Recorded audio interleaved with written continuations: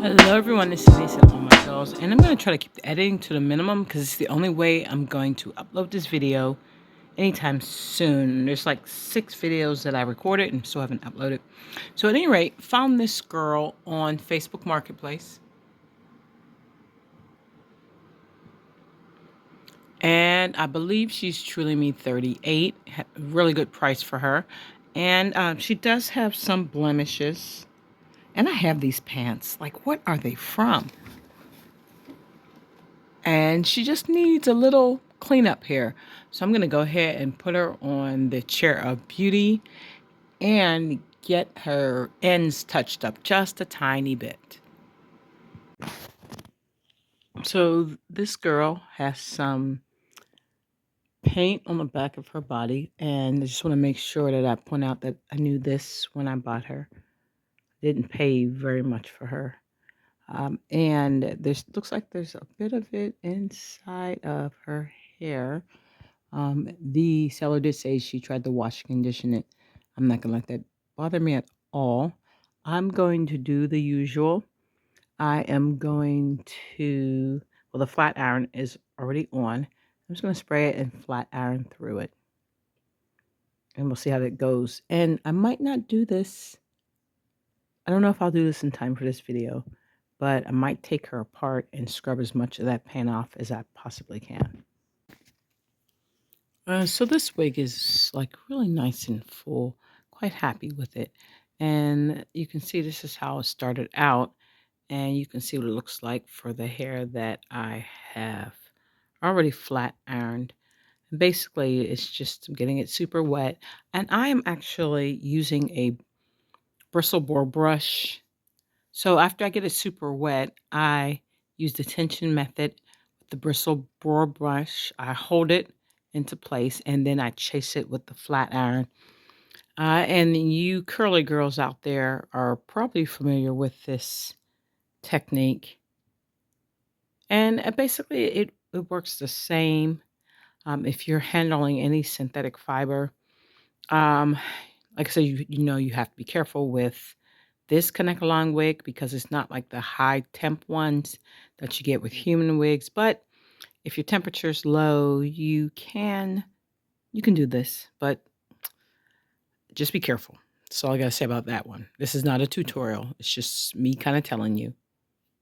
So this is what you're looking at right here.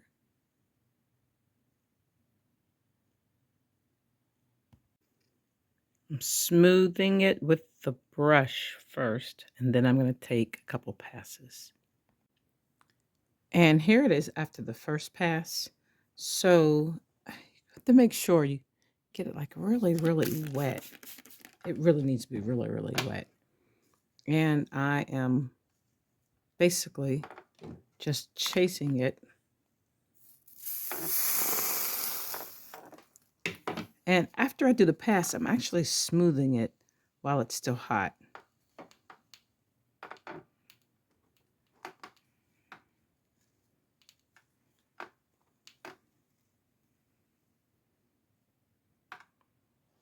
And the brush is just really making sure that all of this gets as smooth as possible. So it looks pretty good while it's wet, and it's going to look really good while it's wet. There is a possibility that once it's dry, it won't look as good, but it'll probably be just fine. So this is a really big chunk, and I'm not taking any really big chunks. I'm going to split this one more time, and I'm at the very crown of the head, so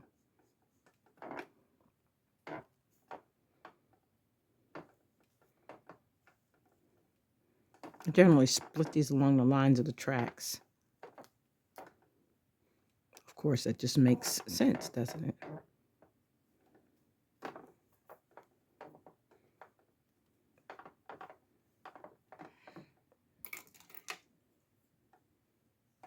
This is pretty much how the whole thing went.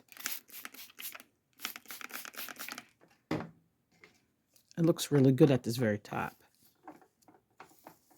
There are 2 sides to this bristle brush. One is smooth and the one has a lot more grip. Okay, down here is really ratty. I'm going to use the doll brush.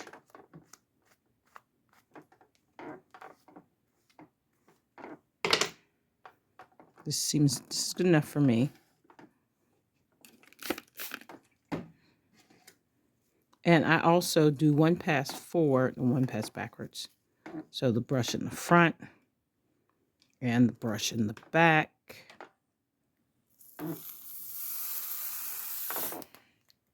Right. And depending on how wet this is, still pretty wet, I can go for a second pass. If I want to go again, look at that, I'm going to add more water because you do not want this to be dry. If it's dry, it will just sizzle right off.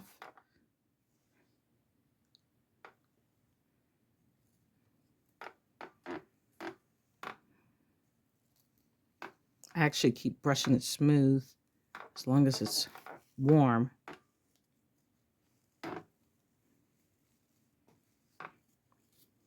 Smoothing those extruded plastic fibers into place.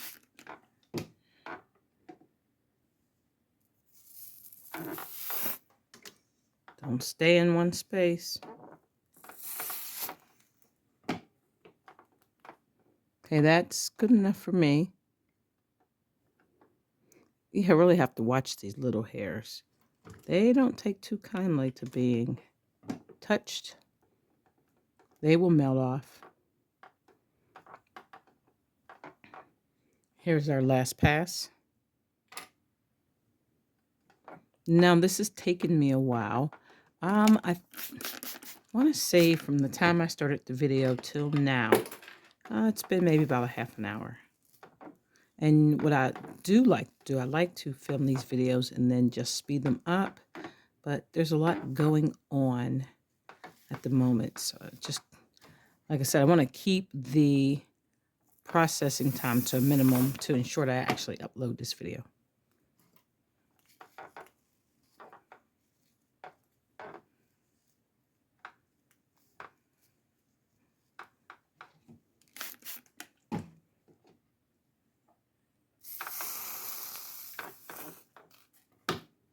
Got like a bunch of videos waiting for editing, and I don't want this to be one of them.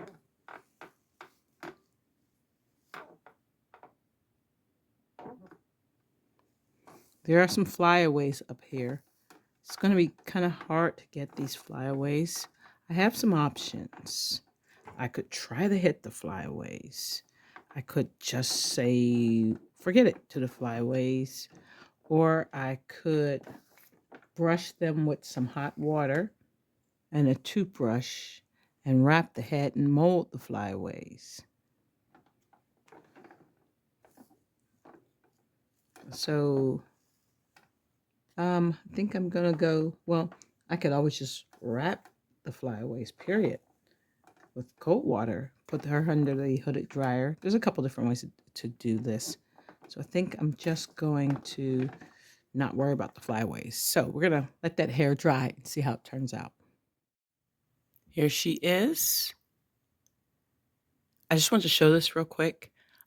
Most of my dolls all have this elastic band underneath their clothing, and that is how I secure them to the stands. And just in case you didn't know, the stands are all the paper towel holders from the Dollar Tree.